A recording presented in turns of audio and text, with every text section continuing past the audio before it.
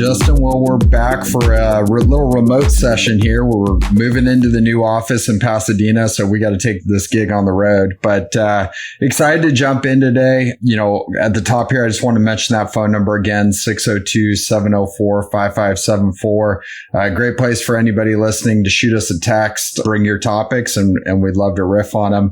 But one thing that we're just getting absolutely overloaded with right now, Justin, is AI. So I'm excited to announce that AWM's launching our first AI just kidding.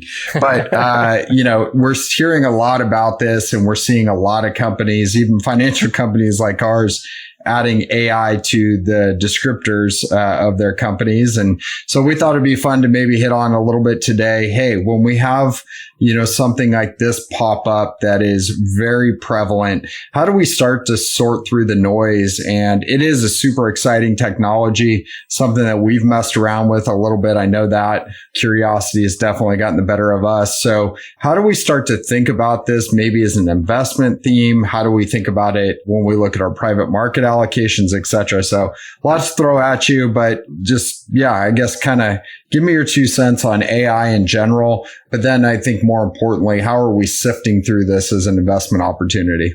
Let me try and take those bit by bit. But I would say, how do we think about it from an investment theme standpoint is really to maintain diversification in a simple answer. That's kind of skirting the question to an extent. But what I mean, to put a little bit more meat on the bones to that, is you never want to go into a specific area all in, right? That is kind of the definition of diversification. So whether that be a new investment theme or an existing investment theme, you're never going to go chips in on whatever it is, technology stocks, financial stocks, AI stocks.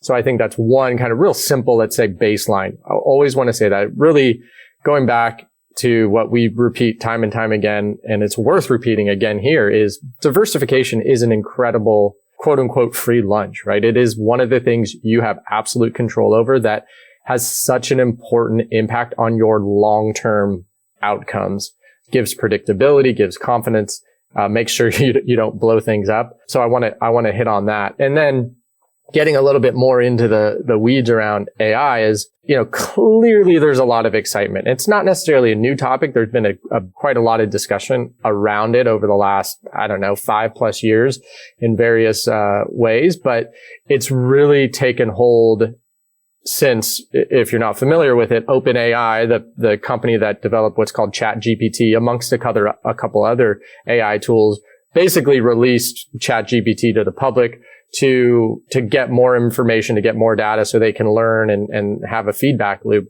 And it really is incredible. You're starting to see it in other third-party applications.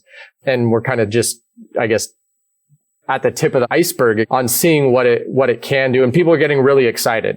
It's very natural in times like this to get overexcited and even say, well, okay, who's going to be the winner here? We don't even know exactly what the end application is. Is OpenAI going to be the winner? Google's now coming out with their competitor with what's called Bard.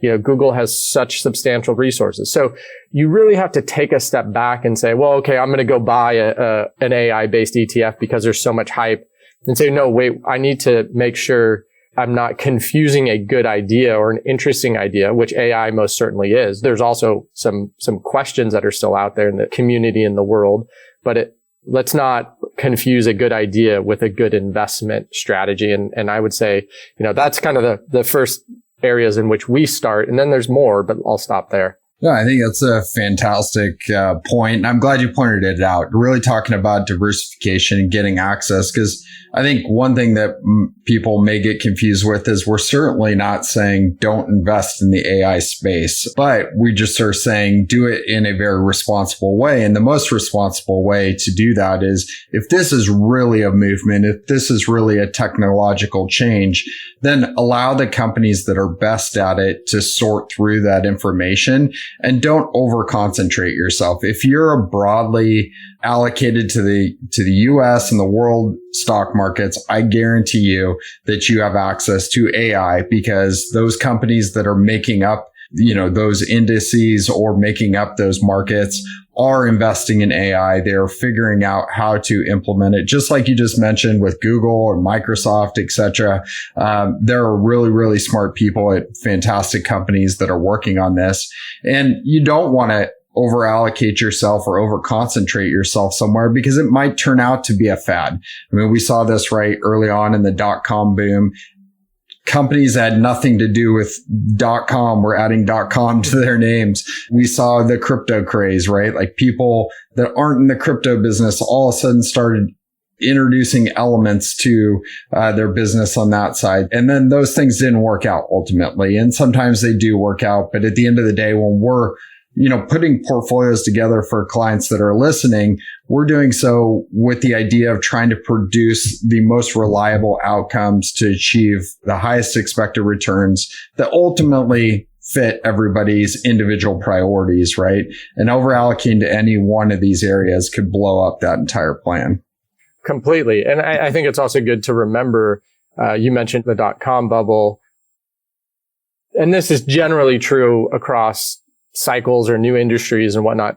Very rarely is the first mover or the first entrant the one that ends up being the dominant player. Sometimes, and probably more often than not, I don't know the statistics around it, but they generally don't make it. .com bubble was the exact same way. A lot of the companies that kind of were on the front end of that are no longer. And then, I think Google is famous for this, right? They were not the first player in the search engine market. There were a lot before them, but lo and behold, fast forward to where we are today, present day, Google is undoubtedly the dominant player there. Now, is AI going to shake up that? Maybe there's a potential. Is OpenAI going to supplant them? Who knows? This is a period of time, and it was similar a couple years back in Web3. And it's not to say that these technologies are not valid and good and have some interesting application. We're just in this period, and still to this day with Web3 and crypto, we're still in this period where these ideas are being thrown out there and no one really knows the exact end game. Are people going to make substantial amounts of money? Yes. You don't know who they are, where they're going to play. Where we can even take this a step further is the private markets for those investors and clients where it makes sense, where the level of wealth has allowed to take on that private market risk and get some private market reward, the higher expected return.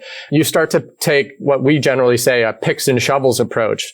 Let's not necessarily bet on one specific end result or a cryptocurrency. Going back to that, it's the players that are trying to rebuild or build on the infrastructure that this new tool allows them to do is a really interesting play, and kind of where we end up thinking about applications in the private market specifically. Yeah. And I think that's just a great way to continue to look at it is, get access where you can find access. And we both know, and we've talked about this before, that private side of investment, right? That is where you have higher expected returns, but risk and return are related, right? And so you're going to find opportunities really to rely upon some of the best investors in the world to go out and find this new kind of wave of AI companies that are going to make up the future. The reality is that the majority of them are probably going to fail. And that is the business of the private side and venture capital. But,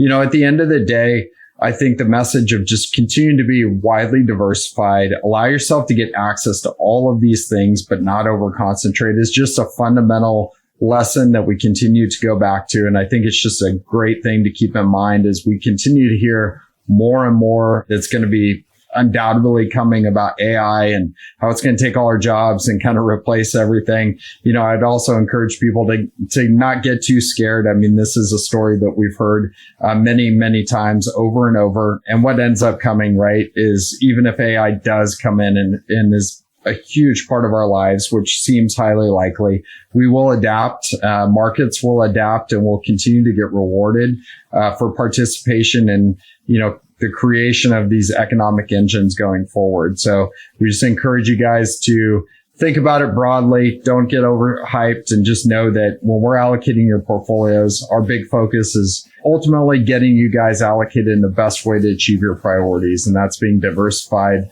and allocating to those areas of higher expected returns. And so we'll wrap up for today. And until next time, own your wealth, make an impact, and always be a pro.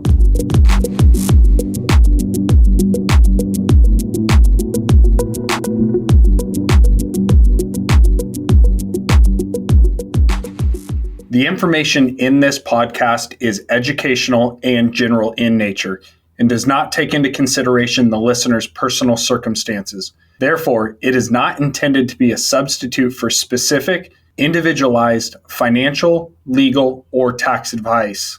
To determine which strategies or investments may be suitable for you, consult the appropriate qualified professional prior to making a final decision.